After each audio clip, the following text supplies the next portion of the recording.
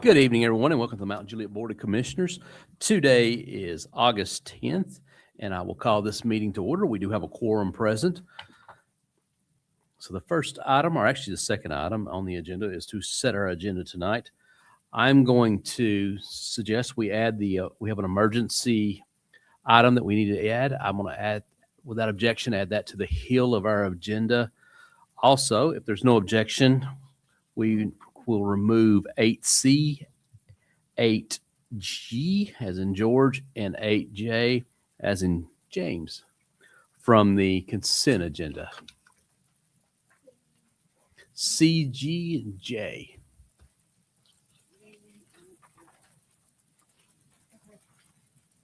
Any objections? All right, hearing no objections, we'll adopt the agenda as published with the changes in the addition. The next item is our invocation and pledge of allegiance. I'd ask our city manager, sir, if you would be so kind as to lead us in our invocation and pledge. Yes, sir. Meredith, everybody will bow your heads with me, please. Dear Lord, as we begin this meeting, we ask for your clarity and focus. Remove any distractions or confusion that may hinder our progress. Help us to stay focused on the task at hand and give us the insight needed to address every situation clearly and effectively. In Jesus Christ's name we pray. Amen.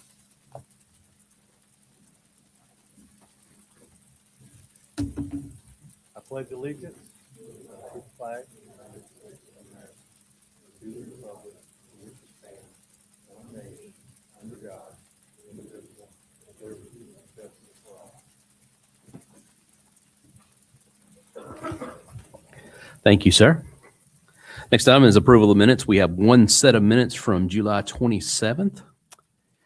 Have a motion? Motion second. Any changes, additions, comments? All right, hearing none, all in favor signify by saying aye. Any opposed? Any abstentions? That does pass. The next item is citizen comments. This is your opportunity to address the Board of Commissioners. If you have any comments, it invites you to come forward to the podium, give your name and address for the record. You will be recognized for 3 minutes. And this is your opportunity. We do not take comments on each individual item, but I would invite you forward and ask you to give your name, address, and the record. And for the record, please.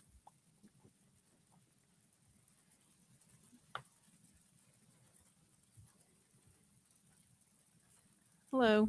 Hello. My name's Galen Wilson, 132 Privateer Lane, Mount Juliet, Tennessee. Well, good evening, everybody. I'm the executive director of Wilson Rides, as most of you know, and I'm here to thank you for your continued support of our organization and the older adults we serve. Wilson Rides now has more than 100 volunteers and 170 clients. While our volunteers serve in many capacities, most provide transportation to medical appointments, dialysis, therapy, grocery stores, pharmacies, and other essential destinations. Last year, we provided more than 5,100 trips and traveled over 71,000 miles. We also delivered 960 food boxes, more than 720 Easter bags, and over 500 Christmas presents to local citizens living independently in senior housing and in assisted living and memory care communities. Our work has grown far beyond rides. We've helped older adults move, assisted them in facing scam situations, and we worked with local fire and police during inclement weather to make sure they reached their critical medical appointments. Most recently, we've partnered with local churches and community organizations to collect, clean, repair, and recycle medical equipment for people in need. We also are working with Vanderbilt Wilson County Hospital and Caris Healthcare, which serves many uninsured and underinsured patients who need access to this equipment. None of this is accomplished by Wilson Rides alone. We work with civic clubs, MTAR, senior living communities, public schools, businesses, nonprofits, churches, fire responders, volunteers, donors, and local government. And I say all that because we are a true partnership with the community. And it's not what Wilson Rides or I have accomplished, it's really what all of us has accomplished together. When we began, we thought transportation was our mission. What we learned is that transportation is our service, but connection is the real mission. This week, we will reach 250,000 miles driven since our first ride in 2021. That's a lot of miles. And each mile represents someone receiving care, maintaining independence, and staying connected. So thank you all for being a part of those 250,000 miles and for continuing to support our mission. And we look forward to celebrating Wilson Rides Appreciation Day again on September 23rd, as proclaimed by this great city and our mayor. So thank you. Thank you.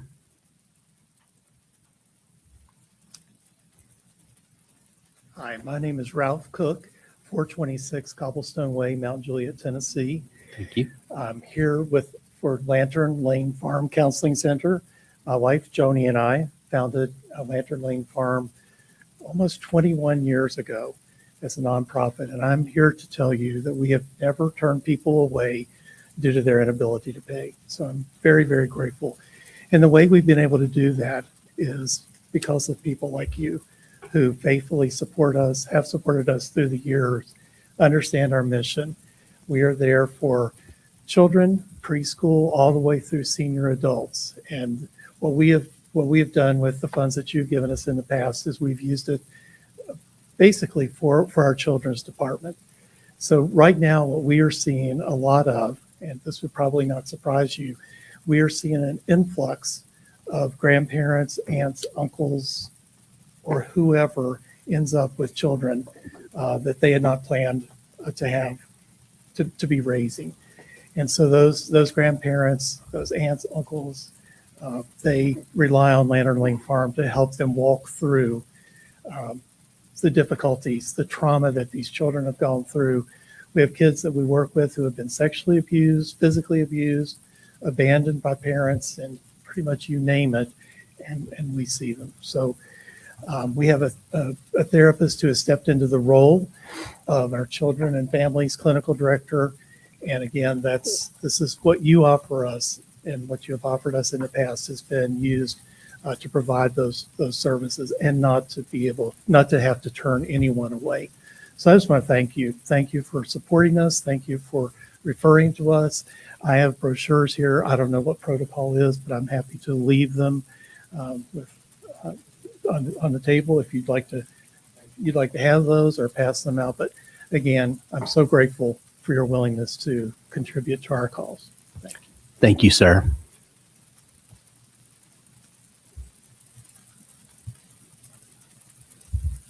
Hello, I'm Tracy Horvath, and I'm representing the Mount Juliet Library, 2765 North Mount Juliet Road. And I'm here with Amy Byram, and we are just here to request that you would consider our additional $2,000, which we need to meet our rising utility costs. When we've expanded the building and our first full year, our utility costs have gone up about, I figured out today, $4,200 since then. It's been about 8 years. And partly that's because of rising utility costs, and partly that is because of rising number of people. We've had over 155,000 visitors this last year, and that's an increase of 32,000 people.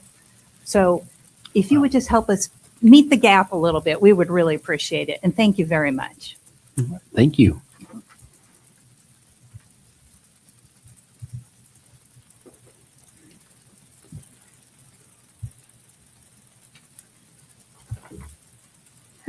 Hello, I'm Kylie Ferguson, and I'm with the Mount Juliet Help Center.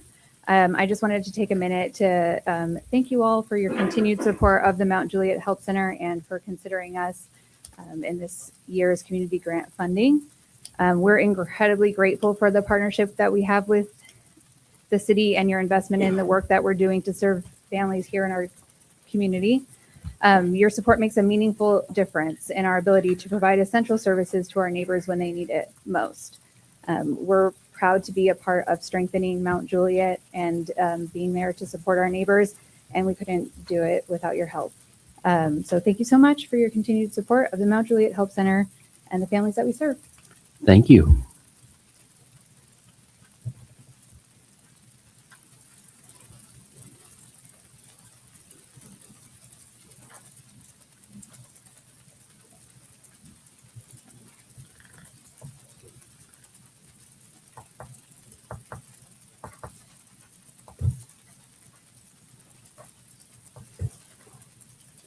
I'm terrible at speaking, okay, but I work good. All right, my name's Brett Linville. I'm here for West Wilson Basketball Association.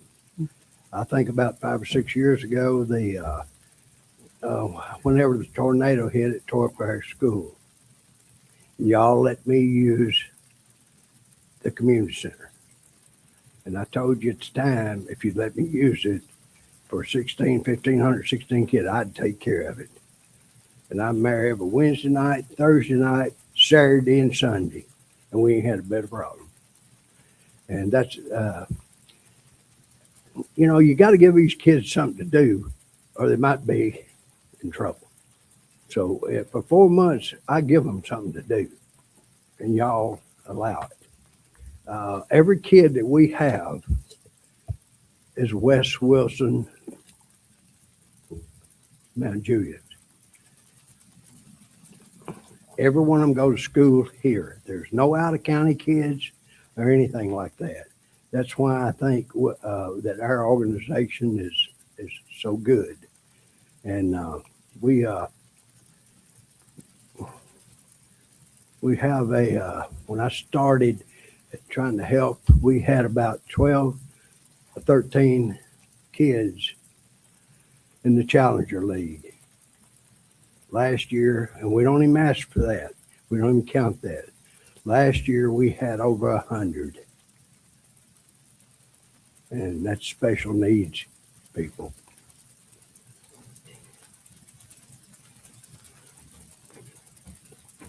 You should come one time and watch them play. How much fun they have. And I run into Kenny every once in a while, running them down the road. I'm at the help center 5 days a week. And I just like to help. Okay, that's what I do. And the money y'all give us, we pay for the referees and stuff. We have expensive. We don't have a bunch of people on paid to do what we do. And I've been doing it 36 years. And I appreciate what y'all give us. And I know the kids do. Thanks. Thank you, sir. Is there anyone else here to address the Board of Commissioners? All right, seeing none, we will close citizen comments and we will move to commissioner reports and comments. Commissioner Giles, you're recognized for 5 minutes, sir. Okay, thank you, Mayor.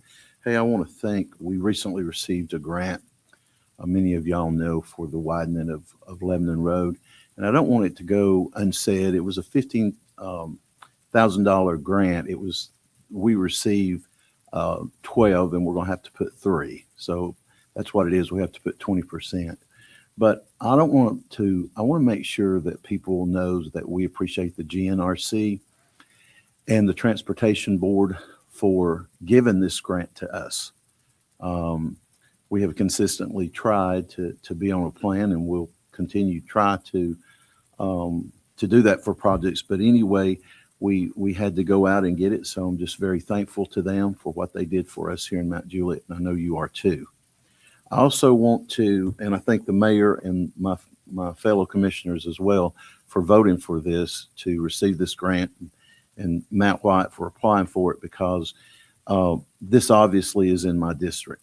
And this is one of the key things that people are always calling or emailing or texting or something. And it's terrible over there. So I, as well as the rest of us, in my opinion, have done the best we can to get it. So we're moving forward, and it's very exciting for our city, truly. And I also want to mention that if you look on the monitor, it should be up there. Our annual Greenway Walk is this coming Thursday night at 6:00 p.m. at Charlie Daniels Park. So we sure hope that you'll come out and join us at 6. We're going to have a grand time. I know it's hot and I know it's humid, but most of this walk is in the shade. So please come and join us for this annual Greenway Walk that's sponsored by the BPAC here in Mount Juliet. And Mayor, that concludes my comments. Thank you. Thank you, sir. We'll recognize our vice mayor for his comments. Thank you, Mayor. And Commissioner, I think it was 15 million, not 1,000. So Did I say 1,000? it's okay. It's okay. I don't want anybody in the audience. 13 and Yes, sir. 12 and 3. Yes, sir. Yes, sir. Okay, sorry. No, it's okay. I don't want you to be attacked by anybody on social media. Just looking out for my commissioner. No, I fully would. Thank you. Yes, sir. Yes, sir. Well, anyway, so back to the folks in the audience and the folks that are online. First of all, thank you all for coming out to tell us a little bit about where the taxpayers' money is going, whether if it's from basketball programs for the library versus even a Lantern Lane, sir. So it's great to see those programs. I know some of those students out there, whether if it's therapy through the horses, the farm, and everything else. Very familiar with it, and it's a great program out there. So thank you all for sharing with us where the taxpayer dollars go, because we always wonder as we're approving these things, what's the impact? And you guys taking your time out tonight to share with us, we greatly appreciate it. And I hope the citizens that are watching also online get a chance to just look up some of those different programs. Obviously, we're closing out the summer. We've got Charlie Daniels Park movie night at Friday night. We just wrapped up one Friday night this past Friday, and then the next one's coming up for next month. Again, go to the Parks website, look at all the different activities. We've got movie night. We've got a community yard sale. We've got the different events for the walking track and bicycle track. So we're all about community. And the best way to meet your neighbors is at these beautiful parks that we support. Last thing is for the students that are back to school. I know some of the folks are going back to college, but for Mount Juliet, the students are already back. Some new rules, what I'm being told for these school buses. Still a lot of learning for these students. So be patient as parents, be patient as neighbors. If you're heading into work, just take your time. Let these kids figure out the first couple weeks on getting across the street, and just be aware of those big yellow buses. With that, Mayor, that concludes my report. Thank you. Thank you, sir. We'll recognize Commissioner Mullally for her comments. Thank you. Will you call that flyer back up? Just one other quick thing about the Greenway Walk Thursday night. Please come. It's open. Bring your family. It's open to the community. It's I don't think you mentioned this. It's about a 3-mile walk, and it's mostly flat. So we don't have any major hills to climb. So that's a good thing. So bring your kids, bring your family. You can even bring your dog. So please come out for that. So one of the things too for BPAC, it has a nonprofit called Friends of Mount Juliet BPAC, and so it allows for grants that we can apply for. And so we did apply for a grant. We got $15,000 for a missing sidewalk connection that's going in right now. It connects Belinda Parkway to the walking track behind Rutland Elementary. So city put in $10,000, so it's a $25,000 project. So this is just one perfect example of how BPAC can, Friends of Mount Juliet BPAC can make these missing connections on the sidewalks. So this was a great project there. All right, so couple of things, and also, when we have construction, all of the construction on Bender's Ferry is development projects paid for by the developer, not tax dollars. And it's aggravating. It is. Anytime we have construction, it's a pain. It really is. But people want infrastructure. So when we do get it going, whether it's a development project or city project like Old Lebanon Dirt Road that took 10 years, please be patient. We're growing, we're working on the infrastructure, and it's hard to sit in traffic. It really is. Everybody wants to avoid it. And sometimes, depending where you are in the city, you can't avoid it because there's no alternative roads. So please, please, please, we'll do what we can, but please be patient. The couple of things on the agenda tonight, one is home rule, and the other one is, which I'm excited about, because the Belinda Parkway Sidewalk Project, Phase 1 went in. That took 5 years, actually, but that went in around 2019, 2020. Took 5 years to get to construction.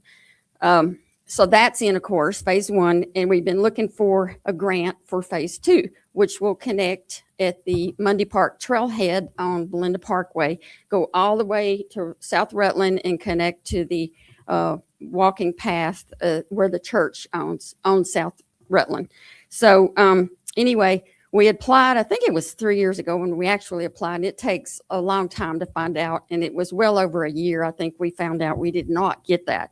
But another one has come up, and Matt White, our Public Works Director, he's very good at grants. So one came up, and BPAC voted to move ahead with the application. So it's on the agenda tonight to be voted on by the board. It's a resolution to approve that application. And so this would be Phase 2. I'm very excited. I'm just really hoping we get it. These type grants don't come along very often. And of course, they have the whole the whole state, that we're up against. On home rule, I don't know how much time I have left, but I just want to say a little bit about the home rule repeal, which is our charter. And then when it comes up on the agenda, I have a couple of graphics to show you. So if you follow me on Facebook, I'm very active on Facebook. So I did post it. And so I answered all the questions that I could. And, I don't have the answers to everything, but I was compiling a list from people to try and get answers to. So some of those answers I'm going to address when this comes up on the agenda. But I want to go ahead and say this right now. And first is, I believe in limited government. That's my platform, and that has not changed. We are not the same city as we were in 2006. So we need to reevaluate and look at options for the long-term future of the city and plan for it. And I believe now is the time. Little would change about the repeal, going from home rule to general law charter. Little would change, in my opinion. The biggest would revolve around private acts from the Tennessee General Assembly. So under home rule, we cannot request private acts. Mount Juliet is the last city over 50 years to adopt home rule, except Knoxville in 1986, and 2 years later, they completely overhauled their system. So since the 90s, the state has not changed any laws regarding home rule charters. There is a history of home rule law, in case you didn't know how it came about back in 1953, when the state was abusing their, not the state, well, whoever it was. Anyway, it has a history, and the purpose of it was cities were being abused, where the state would overreach their power and targeting cities that they didn't like. So since then, though, protections have been put in place, so that cannot happen. It served a purpose at the time, at the turn of the century, and rightfully so. But that is just not the situation these days. There are still questions to be addressed, and if this passes tonight, it will be on the November 3rd ballot for the voters. The city will hold at least 5 public meetings, so I'm gathering more questions to get answers to in preparation for those meetings in plenty of time before early voting. The mayor and I sponsored a public meeting back in December to take a look at options for a smarter approach to growth, as well as a sustainable future for the next 20 to 40 years. That was based on the Strong Towns concept, as opposed to continuing the sprawl approach. In my opinion, repealing home rule would be the next step toward a more sustainable future. In that public meeting, I showed a PowerPoint that modeled Franklin's structured impact fee system that included sewer, water, roads, and parks. If the home rule is repealed in November, we would have the ability to create a structured impact fee system to help cover long-term maintenance for the impacts of growth and development and have developers fairly share in that.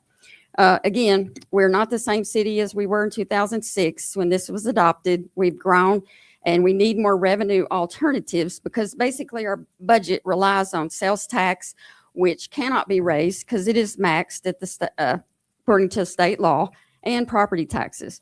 There are others, but these are the main two. So I believe the developers should fairly share in the future maintenance of maintaining their developments well into the future. It costs taxpayers to maintain these developments over time for roads, sewer, and stormwater. Personally, I would like to see an impact fee for parks as well to help maintain our parks into the future. So that's all I'll say now, and I'll wait until this comes up on the agenda. Thank you, Commissioner. I'll just tack on to home rule. Mine's a shorter answer. If you think we should have fair and equitable impact fees that more accurately capture the cost of continued construction and development, then home rule needs to go in order for us to have a mechanism to interact those. That's my simple example. And with that, I'll recognize our city manager for his comments. Thank you, Mayor, Vice Mayor, Commissioners. Thanks, everybody, for coming out tonight and those watching from home. Really appreciate you being out here. And I want to give a shout out to all the civic organizations and the wonderful organizations that not only spoke tonight, but those that couldn't be here tonight. I'd like to give a shout out to our commission for stepping up and supporting these organizations and all the work that goes into it, like Commissioner Mullally puts into it. That means a lot. I think it's what makes our community special. And I know most everybody that's here tonight and have been to these different places, and they're absolutely beautiful. And again, I think that's what sets Mount Juliet apart. So thank you for what you do and for what your staffs do and your teams do. And changing lives for people is the right thing, because like I always like to say, Mount Juliet's just a place on the map. The people is what makes it home. So thank you for that. And speaking of Mr. Linville, who's back there, I used to have to get his wife up in the middle of the night. She was a principal here at the school, and the alarm would go off because some kid would leave a door open, and we'd have to get her up in the middle of the night. She'd show up in her pajamas, and we'd wake them up. And it's funny because Commissioner Mullally and I were just born in 1990, and that's the first year that he started volunteering. I think that's phenomenal. I was thinking that was the year I was born, 1990. I was like, that is great. But no, in seriousness, thank you for what you do. That's why shopping local is so important. And just real quick on a few businesses that are coming to town, people ask routinely, they'll see a construction site somewhere or something, and they'll ask about it. But a few businesses, and Commissioner Mullally is real good about putting this in her newsletters. Einstein Bagel is going in the old Kentucky Fried Chicken location. They're doing a remodel there. Horizon Bank is going in the old Whataburger location. Slick City is going up by Costco. It's a big building, about 50,000 square feet. So as adults and kids, it'd be a great place for you, your kids, and your grandkids to have fun. Jim and Nick's is going over on Golden Bear. That's the new building that's under construction close to Costco. And then up here on Pleasant Grove Road across from the credit union, I can't think of Send Credit Union, is there's a new Nissan dealer. So we've got plenty of car dealers in town. So if you're looking at buying a new car, just wait if you want to buy a Nissan and get it there. But we appreciate what our citizens do. And we appreciate all of our departments and the wonderful work they do. And that's why we think Mount Juliet's the best city on the face of the planet, and definitely the best out of the other 345 in this state. And God bless Mount Juliet. And that concludes my report. Thank you, sir. 8A, which is a resolution approving the award of the on-call maintenance contracts for concrete maintenance, road resurfacing, and traffic signal maintenance, and authorizing the mayor to sign the contract. 8B, which is a resolution approving task order number 6 to master agreements to the City of Mount Juliet, Tennessee, and CDM Smith Incorporated for the West Division Street Stormwater Drainage Project, and authorize the mayor to sign the agreement. 8D, which is a resolution approving an agreement to the agreement between the City of Mount Juliet, Tennessee, and Kimberly Horn for bid and construction of engineering and inspection services for the City of Mount Juliet. For Mount Juliet Road ADA upgrades, Phase 2 project, and authorize the mayor to sign the agreement. 8E, which is a resolution supporting a grant application for the Belinda Parkway Sidewalks Phase 2 project by the City of Mount Juliet, Tennessee for the Tennessee Department of Transportation's upcoming TAP grant cycle. And 8F, which is a resolution approving an agreement between the City of Mount Juliet, Tennessee, and Kimberly Horn for engineering design services for the Safe Streets for all implementation project and authorize the mayor to sign the agreement. 8H, which is a resolution approving an agreement, approving an amendment to the agreement between the city of Mount Juliet, Tennessee and the Tennessee Department of Transportation for the Mount Juliet Road ADA Upgrades Phase 2 project and authorize the mayor to sign the agreement. 8I, which is a resolution to approve an agreement between the city of Mount Juliet and Motorola Solutions Incorporated for communications equipment and services and authorize the mayor to sign the agreement. Hear a motion? All in favor of the consent, please signify by saying aye. Any opposed? The consent agenda does pass.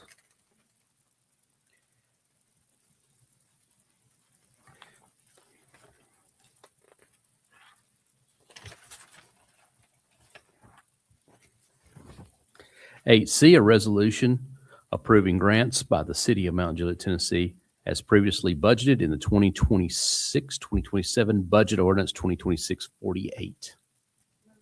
A motion is second. 8C is on the table.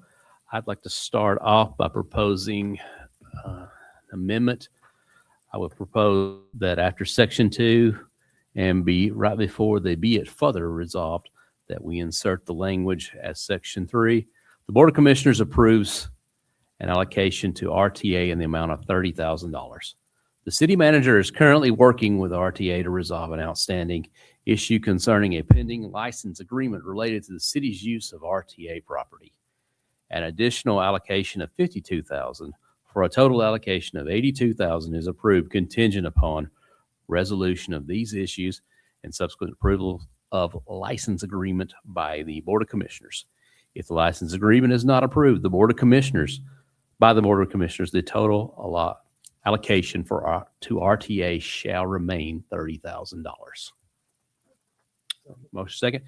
Any objections to the amendment? Seeing none, we're back on 8C as once amended. We ready to vote? Oh. Commissioner Giles, you're recognized. Yeah. So, Commissioner Mullally, I want to thank you for so diligently doing all this work for it. I have to say, I'm glad I can't do that because of because there'd be a conflict of interest. But, and I also cannot vote for that. I'm going to make a motion, but I also cannot vote for this tonight because I do have a financial conflict of interest because of some of the nonprofits that I insure. So I can't vote for it. But we can, but anyway, so one of the things I wanted to do, I want to make a motion that we give the soccer league, the correct name is Wilson United Soccer League, Inc., at least $1,000. Their field is in my district. I go by there obviously constantly, and I look over there and these kids are playing and it's a good sport. I know nothing about it hardly, but it's a good sport. And, but anyway, so that's just my motion.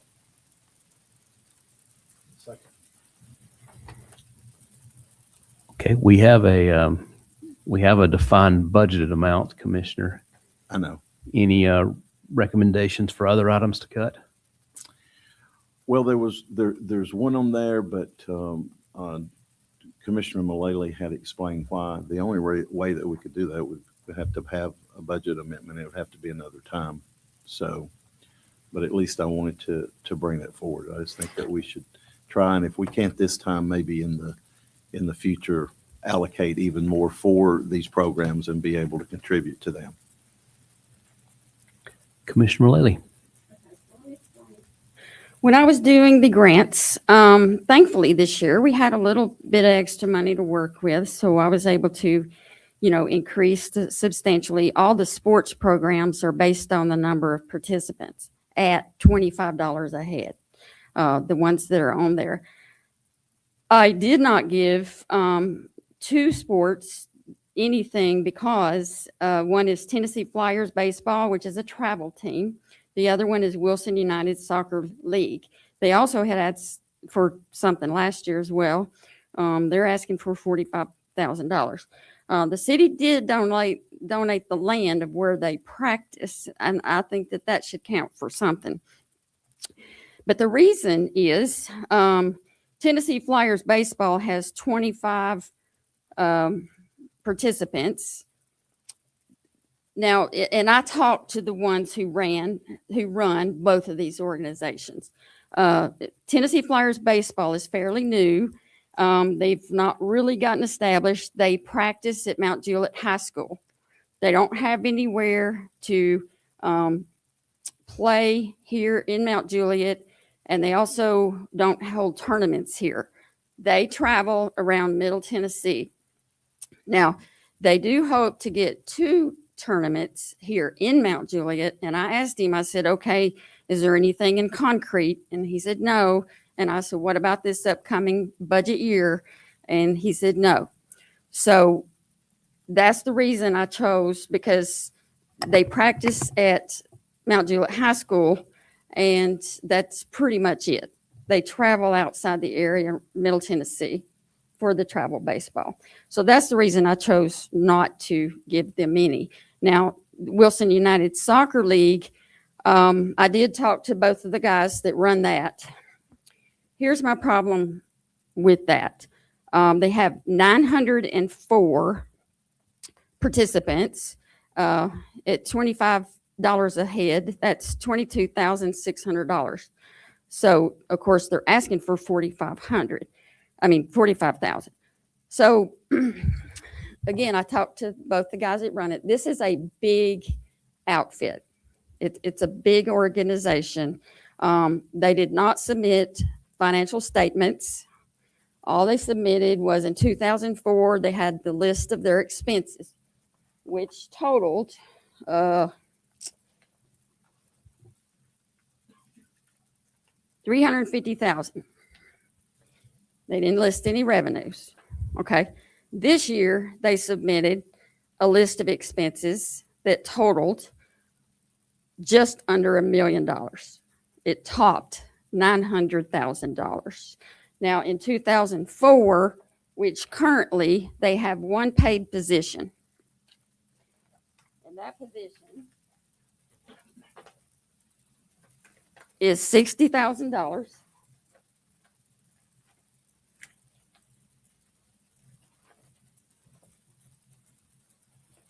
And which I have a problem with. The list of expenses they submitted for this budget totaled, again, just under $1 million. Now, in their list, they also include a long list of salaries and hiring more people. So and I told him this, it's not anything I just didn't say to him.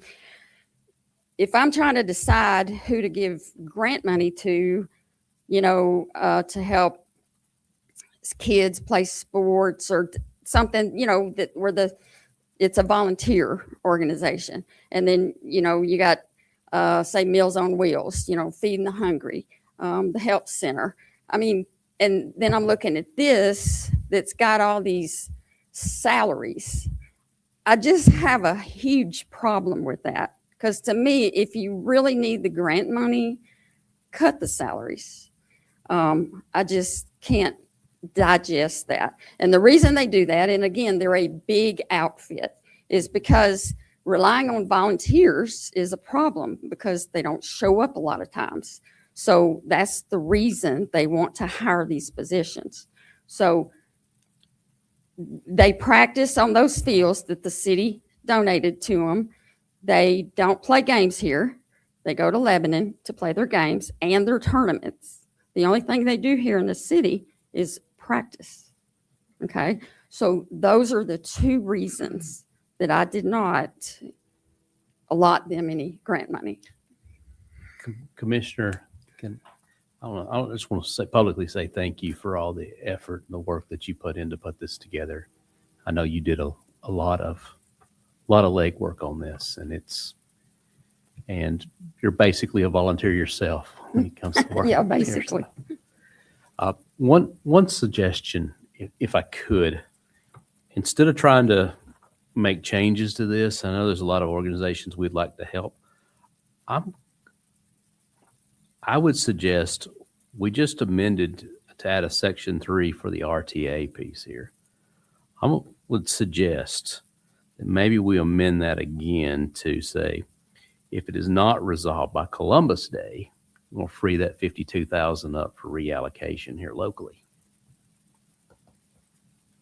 And that way we wouldn't have to. Well, we already got a motion and we already got an amendment on the table here. But if that would be agreeable and the person making the motion and the person who seconded it were agreeable to that and withdraw theirs, I would submit that as a motion. So we're going to withdraw the amendment on the table. And I'm going to add to section 3 that if we have not received an agreement by Columbus Day, then the $52,000 difference would come back to the Board of Commissioners for reallocation for local grants. Second, any questions or comments on that amendment? Commissioner Giles. Sorry. Let me get your mic on. Really, I agree with that. I just wanted to, again, echo what you said because she does an incredible job on this. And again, you know why I can. And I do appreciate everything you do. I appreciate you explaining it and everything. You do great. Thank you. Any other questions or comments? All right. All in favor of 8C as twice amended, please signify by saying aye. Aye. Any opposed? Any abstentions? Does pass. Next item is 8G, a resolution declaring the City of Mount Juliet Police Department property as surplus to be disposed of at Gov Deals Auctions. A motion and a second. We have a revised copy here that was submitted at the table. They're requesting the resolution be amended to allow the donation of 30 taser batteries to Tazewell Police Department. And forgive me if I mispronounced your name, but it's a small department, I'm told, and this could be a big benefit to them. So I want a motion to amend and accept this substitution language that includes the 30 tasers. A second. Questions or comments? All in favor of the amendment, please signify by saying aye. Any opposed? Any abstentions? Any other comments on this?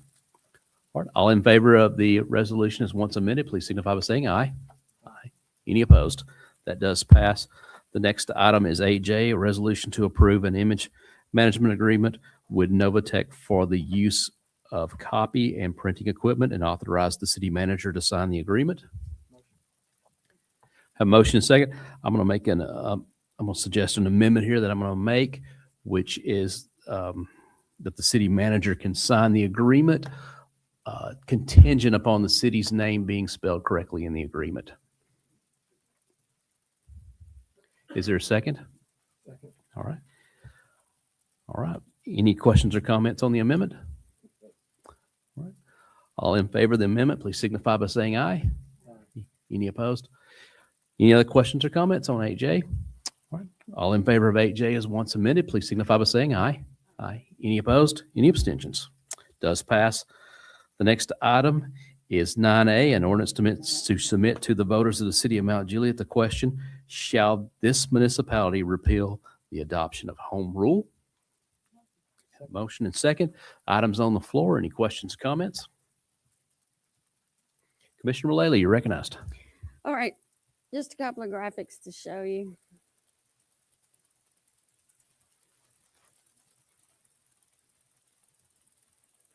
Okay, so it's just a visual to kind of explain what I said already. I did get some answers to some of the questions that I gathered on, let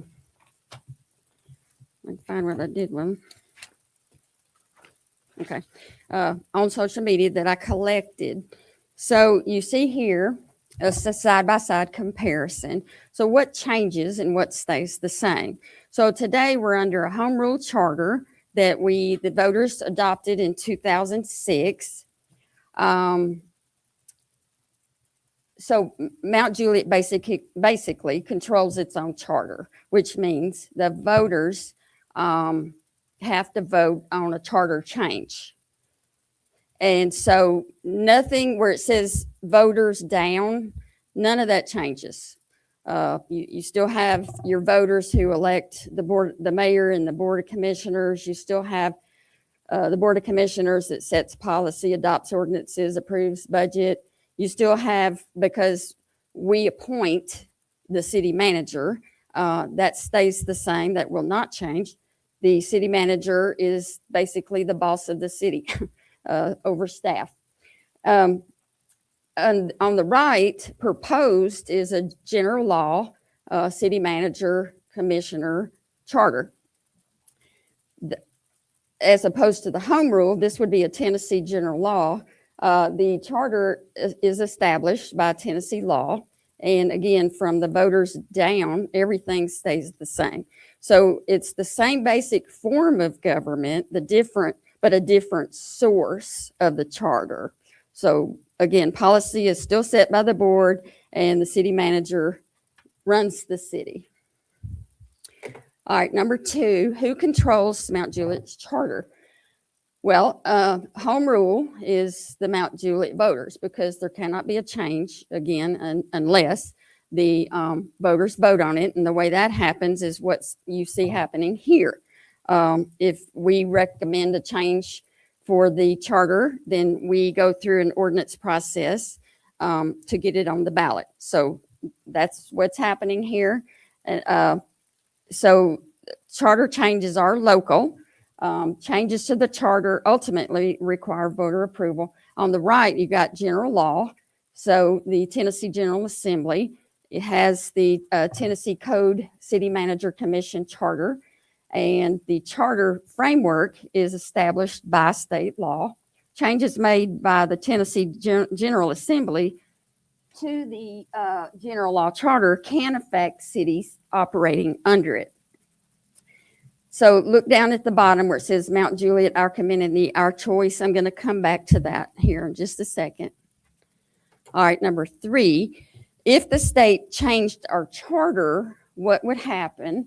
Mount Juliet still has the final say. If it's a private act, the only way we would not have a say is if the state amended its TCA, but that would not just affect Mount Juliet, that would affect every city across the state. So the way that would happen was the Tennessee General Assembly proposes a change to the general law charter. The proposed change to the charter down to step 2, the Mount Juliet Board of Commissioners, again, if it's a private act, the Mount Juliet Board of Commissioners must vote on whether to accept the change. It would require 2/3 majority vote of the full Board of Commissioners to approve the change. Step 4, change takes effect in Mount Juliet only if steps 1 to 3 are completed and approved. And again, these are based on private acts. So the bottom line is the state can propose, but Mount Juliet decides. Local control remains. And again, 2/3 majority, and we have a final say on private acts. Number 4, if home rule is repealed, we can build for the future. And all of this has to do about our future of the city.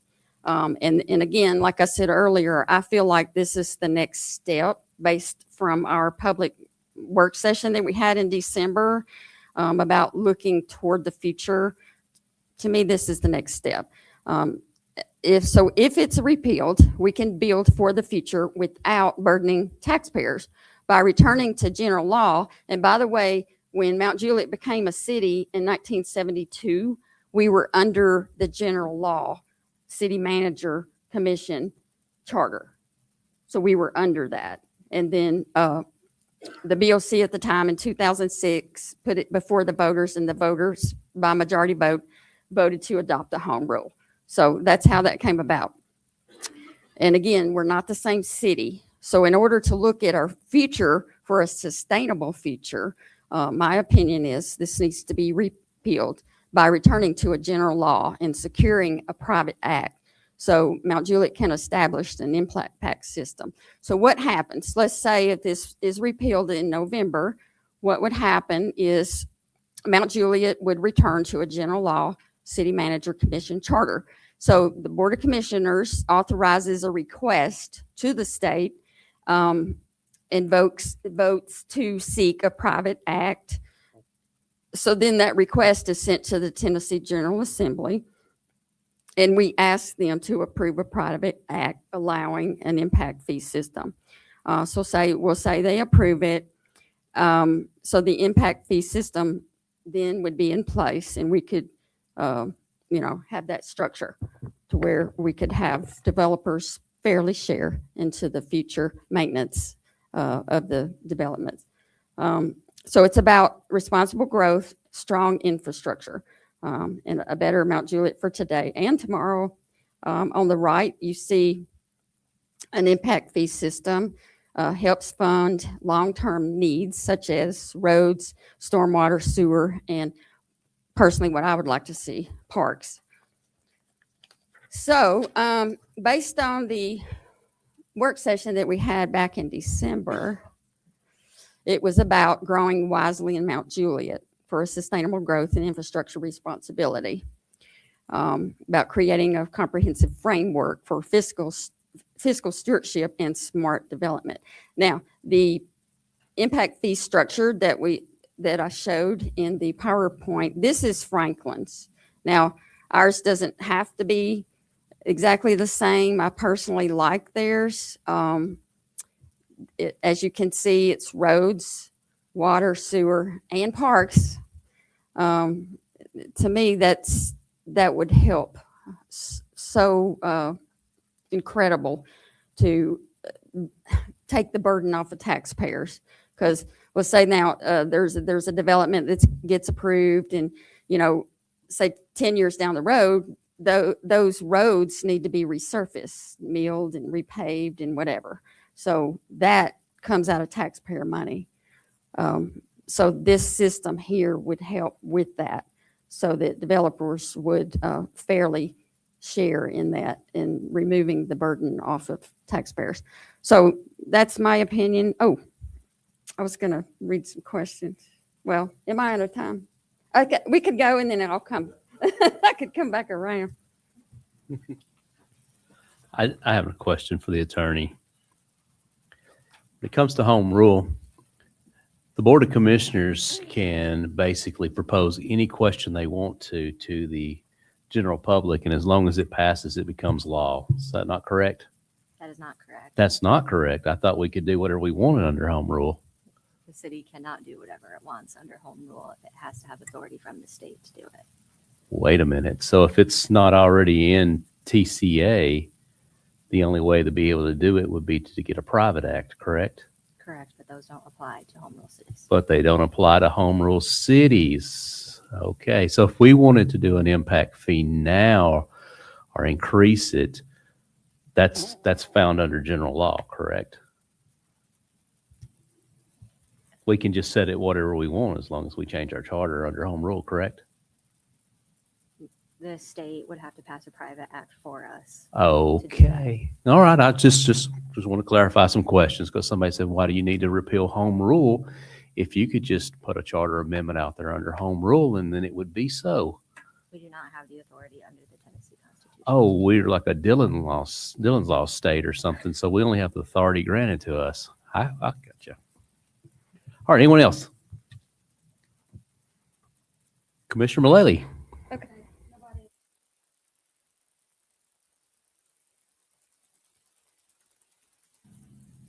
Hello? Yeah. I promised I was going to get some answers for you. So if I run out of time again, just let me know. And again, that will address what the mayor said too. If the city is approved for an impact fee structure, how much would the state get? What would be their portion? And would we have to share it with the county? The state would not get any portion of the city's impact fees, and the city would not have to share it with the county. What protections would prevent unrelated state interference down the road in the future if HR is repealed? Repealing home rule would not grant the state the authority to enact private acts for the city without the city's permission, which would require approval by at least 2/3 of the board, like we said earlier. It's also important to note that the state already enacts general laws that apply to municipalities, including those operating under home rule. The city is already required to comply with those laws, and repealing home rule would not change that. Do we have a general idea of what kind of revenues could potentially be generated from an impact fee structure? Well, you see Franklin's there. And of course, ours would not be the same. So what about the model Franklin has? The city will have, currently, we did an impact fee study about, I don't know, 3 or 4 years ago. But because we're home rule, we couldn't do anything with it. So I don't know if if this gets repealed, if the state would accept the one that we did 3 or 4 years ago, or if they would require a new one. I'm not sure. But anyway, regardless, we would do an impact fee study and complete that.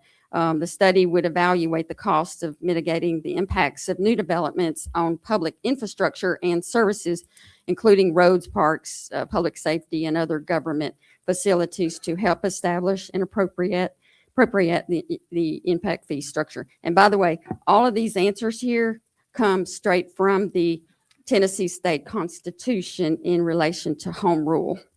I've been told that if we repeal, city commissions can change as in the state has authority. How so? The state can and always has been able to enact general laws that apply to municipalities, including while the city has operated under general home rule. The city is already subject to those laws and would not change if home rule were repealed. How many home rule cities in Tennessee, of those, how many have tried to amend their charters?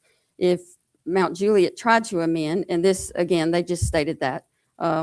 So there's 346 incorporated municipalities in Tennessee. There are only 14 that adopted home rule going back to 1953, and that includes Mount Juliet. So besides Mount Juliet, no Tennessee municipality has adopted home rule since 1972. Mount Juliet cannot amend its charter to ask the state, again, as our city attorney said, for more flexibility. That's not allowed. How could the state potentially control our charter if repealed? The state has and always will have the ability to pass general laws affecting all municipalities. Repealing would not grant the state the power to enact private acts for the city without the city's permission, again, by 2/3 vote. The state would have the authority to amend the statutes governing general law charter, which would apply to all cities across the state. So therefore, they could not single out Mount Juliet. If the state passed a private act of some sort after the repeal, what would that mean for Mount Juliet? The private act would apply specifically to Mount Juliet, and it would be subject to the, again, approval of 2/3 of the vote. I got a little more time. Could the state control our zoning laws, annexation, elected terms, and pay if repealed? The city's zoning and annexation regulations are already controlled by the state. That will not change. The state will not have the ability to pass a private act removing the incumbent from any municipal office or abridging their term or alter their salary prior to the end of their term. Further, repealing home rule would not grant the state the power to enact private acts for the city without the city's permission. So the state has the authority to amend the statutes governing the general law charter, which would apply to all cities. So right now, voters can amend our own charter under home rule. If repealed, would that mean only the state could amend after that point? The state has authority to amend the statutes governing the general law charter, which would apply to all cities. Again, some of these are different questions I got, but some of the answers are kind of the same.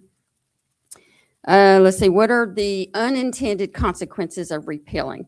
There are no unintended consequences of repealing. Unless the city wants to restructure how its city government is set up, then home rule does not largely benefit the city. And keep in mind that only 13 other cities have implemented home rule, and that goes way back. So there's a reason over 300 other cities don't use it. Can you provide the portion of the city charter or state law that prohibits Mount Juliet from assessing impact fees or other fees to builders, new homeowners, or businesses. There is no general law allowing Mount Juliet to collect impact fees, and according to Article 11, Section 9 of the Tennessee Constitution, the General Assembly shall act with respect to such home rule municipality only by laws which are general in terms and effect, meaning private acts do not apply. Got two more. Can you provide proof from other jurisdictions that the state hasn't stepped in and gone against the will of local voters? The state will always have and has always had the ability to step in and enact general laws that affect all cities. Can you provide a list of corporate interest, private interest, and other parties that will benefit from this change and are bankrolling the effort? The purpose of this effort is solely to help ensure that the costs associated with new development are not borne disproportionately by the existing residents of Mount Juliet. This proposed change is being considered by the Mount Juliet Board of Commissioners through the city's normal legislative process.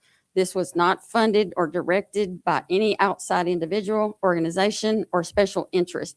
If the ordinance is approved, the city will conduct public informational meetings at minimum of 5 to further explain the proposed change and answer questions from residents before the referendum. So stay tuned on the dates that we set for the meetings. They've not been announced yet, so just heads up on that. Cool. If you want some more, we'll have meetings on that, right? Yeah. All right. Vice Mayor. Just real quick, Commissioner, so my understanding that we're going to have one meeting for each district and then one meeting that will be, more generalized just in case somebody didn't make the first meeting. Is that correct? There will be one in each district and then a citywide one. Yeah. And our city manager will be scheduling this. Is that correct, sir? And our deputy. Yep. Thank you so much. Appreciate you both. And thank you, Commissioner, for all the detail. I appreciate that. All right. Where were we? Oh, 9A. Any other questions or comments on 9A? All in favor, please signify by saying aye. Aye. Any opposed? Any abstentions? It does pass. I'm going to make a motion that we reconsider 8C. All right. 8C, a resolution approving grants by the city of Mount Juliet as previously budgeted in the 2026-2027 budget ordinance 2026-48. Is there a motion? Is there a second, anyone? I'll second. All right. All in favor? Are there any other questions or comments on 8C? All right. We're reconsidering number 8C. Okay. Yes, which is the resolution approving grants. All in favor of 8C, please signify by saying aye. Aye. Any opposed? Any abstentions? All right, does pass.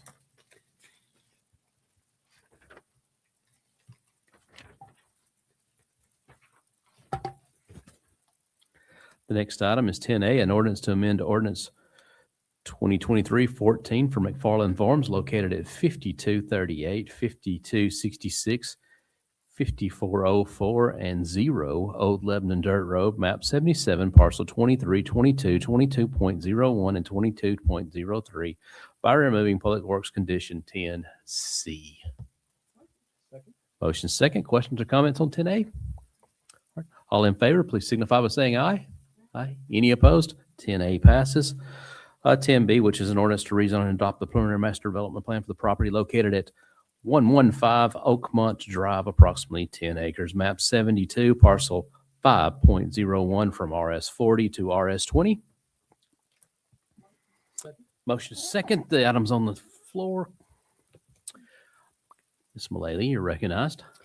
Okay. I would like to make a motion that these streets and sidewalks be private,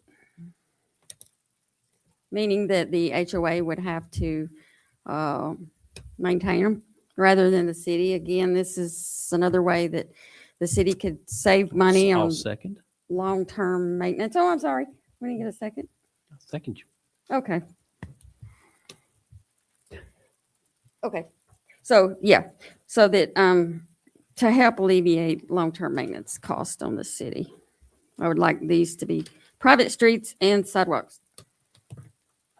All right, any questions or comments on private streets? I just want to comment and support that too, because this is something we're trying to get the developments, especially when they've got the cul-de-sacs and stuff like that. I think this one's a prime one for that. And so I think that's a good motion. Yeah, number 7 under engineering says streets shall not stub. All right. Any other questions or comments on that? All right, all in favor of the amendment, please signify by saying aye. Aye. Any opposed? Any abstentions? Back on the ordinance is once amended. Commissioner Rowley. All right, I have, let's see, you answered my question about the curved road. On page 3 of the plan, it doesn't appear unless that's something else, it's hard to tell. Well, on this one, it looks like. The sidewalk completely goes around both cul-de-sacs. Okay, all right, because on one sheet I had, it didn't look like it. What is the plan for the stormwater runoff? I do see a 2 detention ponds in here. Some plans you see a stormwater runoff plan, and I don't know. What is the plan?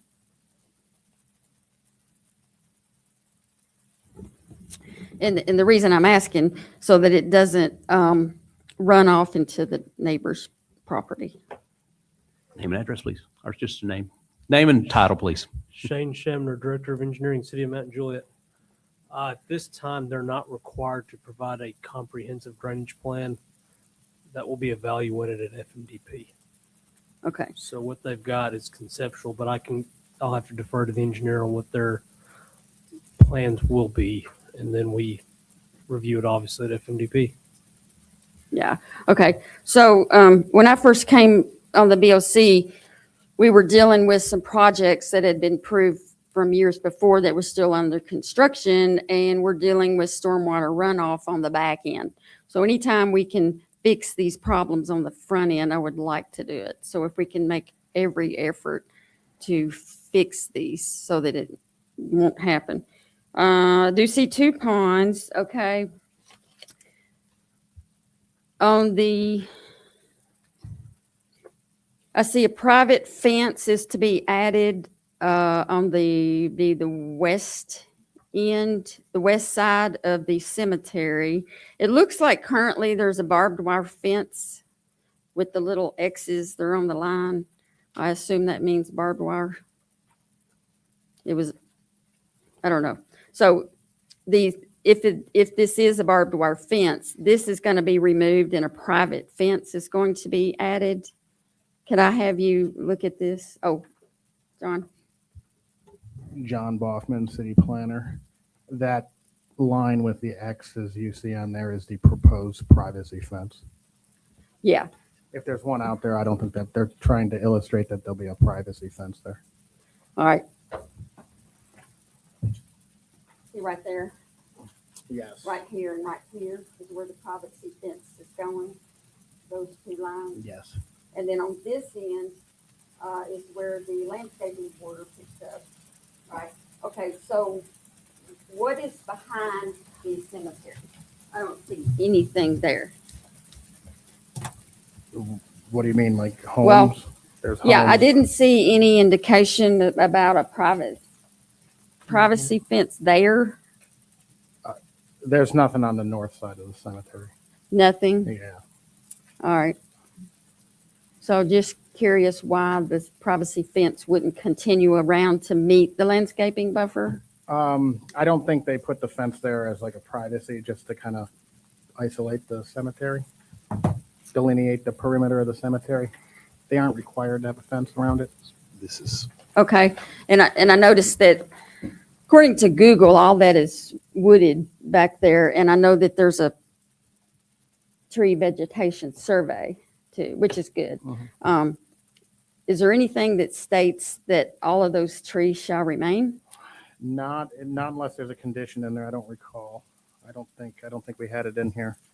I think his intention is to leave the cemetery alone, maintain access to it and fence it off.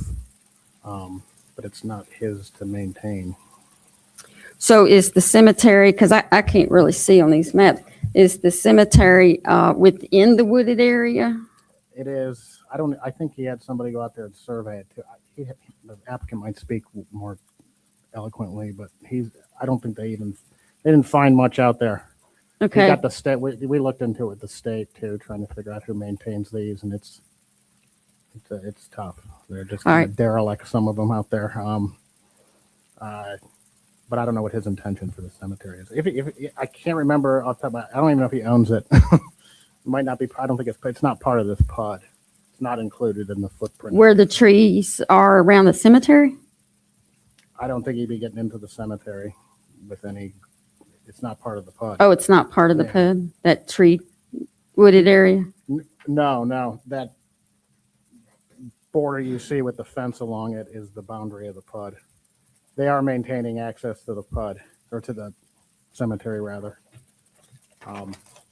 Public access to it. Okay. All right, well, I'm glad there's a tree vegetation survey, so let's see. Okay, well, that's all I had. Commissioner Giles? Yeah, I think what's happened, they went out there, remember us talking about this in planning quite a lot. They hired whatever the state guy is, and this was, for better words, they thought there were graves there. They didn't find any, if I'm not mistaken. So they didn't find any. And access to this plat of this area, for better words, is already there. And that's what's on the plat. It goes from Curd Road up to there. So that's why a lot of that's a little different than a lot of times when we have a cemetery that's, say, a quarter of an acre or less, and we put a fence all the way around it. This is just for better words. And they tried to find heirs of those possibly people that were buried there. So they really did their due diligence on this. So. Okay. I'm going to make a motion under engineering number 5. The following variances are granted. The variance for the cul-de-sac to exceed 700 feet. The second one would just be a variance to the cul-de-sac to exceed 25 units. And then C, which is a variance to allow a permanent dead end within 150 feet of the boundary of the property. I'm going to make a motion to adopt those. Okay. Questions or comments? All right, all in favor, signify by saying aye. Any opposed?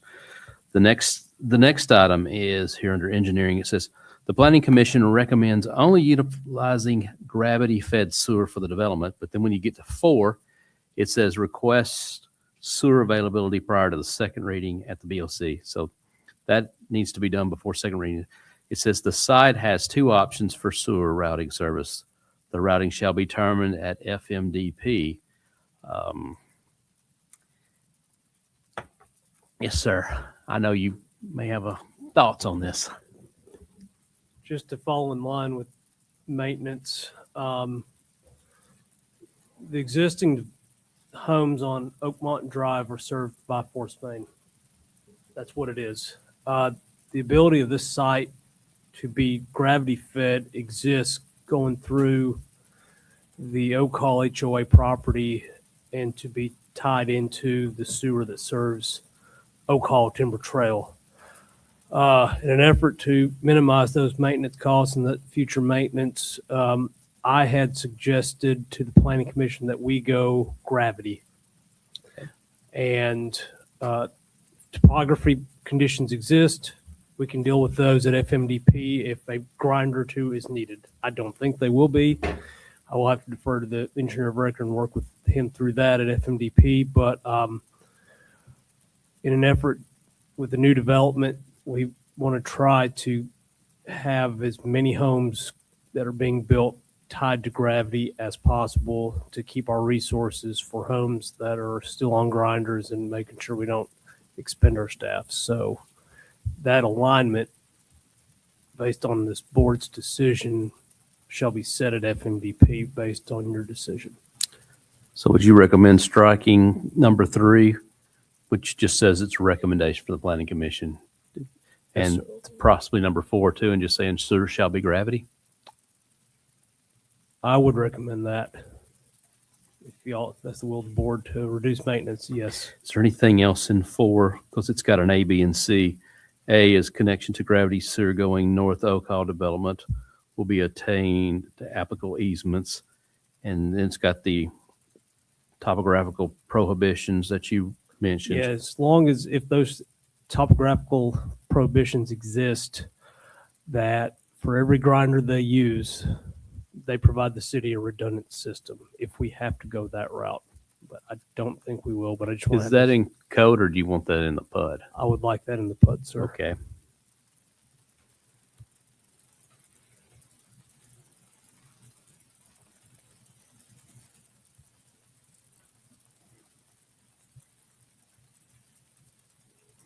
And number C, if either option, the public sewer minus lateral shall be within 20 feet. That's standard. Leave that. Yes, sir. All right. I want to make the motion to strike, or actually, we can just do it this way. We'll just amend C to say this shall be served by gravity sewer. Okay, and just strike the recommendation from Planning Commission. Say sewer shall be gravity. And then on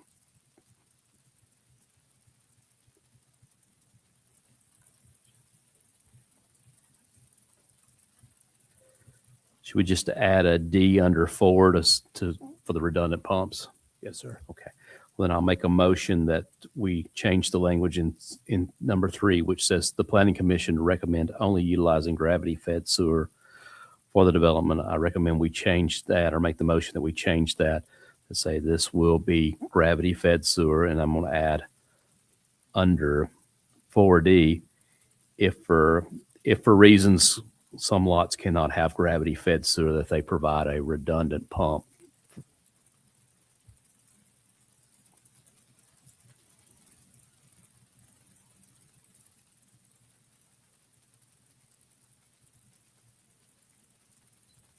Yeah, and you're correct.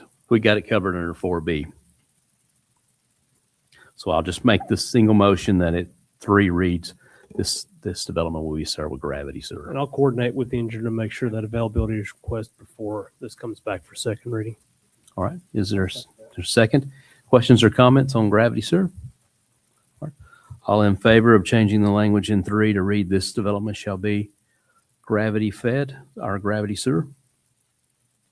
All right. All in favor, please signify by saying aye. Any opposed? All right. We're back on the ordinance. I believe it's twice amended. Or excuse me, 3 times amended. Are any other questions or comments? All right. All in favor of the ordinance is 3 times amended. Please signify by saying aye. Any opposed? Any abstentions? Does pass on first reading. The next item is 10C, an ordinance to amend the City of Mount Juliet Code of Ordinances, Chapter 28, Traffic and Vehicles regarding U-turns, and authorize the city engineer or public works director to designate and sign locations where U-turns are prohibited. So motion and a motion second. Questions or comments on 10C? So, Commissioner Job. yes, sir. So this basically, of course, I've read through it, and if I'm not mistaken, the state of Tennessee, the law is you can make a U-turn unless there's signs that says you cannot. So it does have to be, it should be signed. So that's all this is basically doing, is saying you can do a U-turn unless there's signage that says you cannot. That's right. Okay. That's a copy of state law. So right now, U-turns in the city is illegal. They're illegal, but I've said this for many years. Somebody could contest that if they got a ticket for that because it's not posted. You go anywhere else and you can make a U-turn. So I appreciate you bringing this because it gives some clarification. Well, Yeah, so Keith and I, and Sam has worked on this for a while. And so anyway, we feel like the language is good and he added some verbiage to it. So we feel like this is the route to go. I want to add, though, the state law does allow for what the city currently does, which is posting at the entrance of the city that U-turns are prohibited here. That's the second piece to that code. So generally they are allowed, but we've adopted that second option to post that they're not allowed currently under city code. I believe we're probably one of the last cities in Middle Tennessee to have a blanket outlaw of U-turns. I remember made the news a few years ago when the city of Franklin repealed their U-turn ban or did a U-turn on their U-turn ban. Anywhere. Yeah. So Right. Yeah. that's the problem with it. I mean, Got to pay attention to that small print when you Telling you. cross the city limits line. Yeah. All right. Any other questions or comments on 10C? All right. All in favor, please signify by saying aye. All right. Any opposed? Any abstentions? Does pass. The next item is, we'll call it 10D,